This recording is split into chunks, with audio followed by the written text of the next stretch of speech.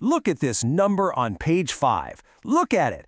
Profit before tax is up 107% to 222 billion rupees. It's right here in black and white. Page 5 of the director's report. They've more than doubled what they made last year. I mean, on the surface, this looks like an absolutely incredible success story. 222 billion rupees. Just let that number sink in for a second. It's a massive, massive headline figure. You just have to ask, how? Right. How does a bank this big double its profits in just a year? Is the economy suddenly on fire? Are they making brilliant loans? Or is there something else going on under the hood? That's what we're here to find out. So, okay, let's see what this actually means for the investors.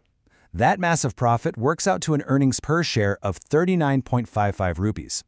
Last year, it was 22.46. That's a huge jump. But to know if this can last, we got to look past the flashy profit number and see exactly how they're making this money. And this is really the heart of the matter. It's a strategy that's being called lazy banking. And to see why, we need to pop open their balance sheet. Okay, I want you to look at the balance sheet on page 8. This is the engine room, right? This is where you see what the bank is actually doing with its money. Okay, look at the investments line. It absolutely exploded to 8.8 trillion rupees. Now look right below it at advances, the actual loans they make to businesses and people. That number, it actually dropped to 1.1 trillion. This isn't a small adjustment. This is a radical shift in strategy. And this just lays it out bare. 8.8 trillion in investments versus just 1.1 trillion in loans. A bank is supposed to lend money. That's its job, to fuel the economy.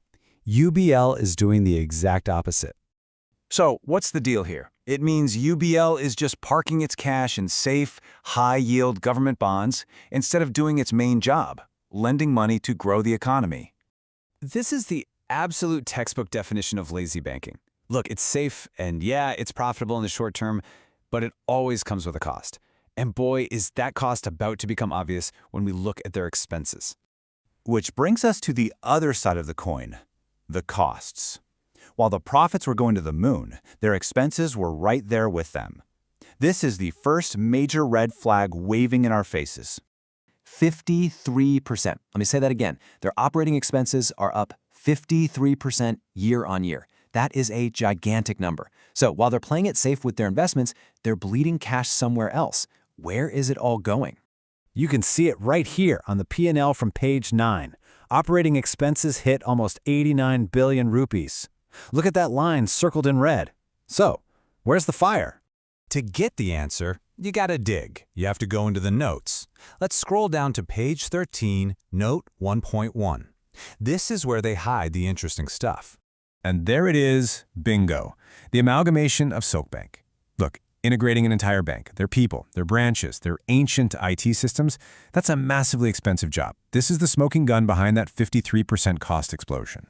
So you've got this wild situation, a super low-risk profit strategy on one side and a super high-cost, high-risk merger on the other. How do you keep everyone calm? Simple. You pay them.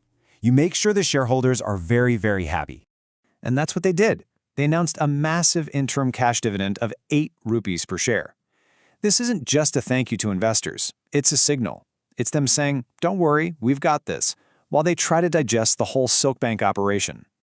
Which leads us to the final and most important question. This whole thing is a high-wire act. It's working right now, but is this strategy built to last? So let's just run through it one more time. Profits are absolutely through the roof, all thanks to a huge bet on government debt. But their costs are exploding because of the SoakBank deal, and to keep everyone happy, they're paying out this huge dividend.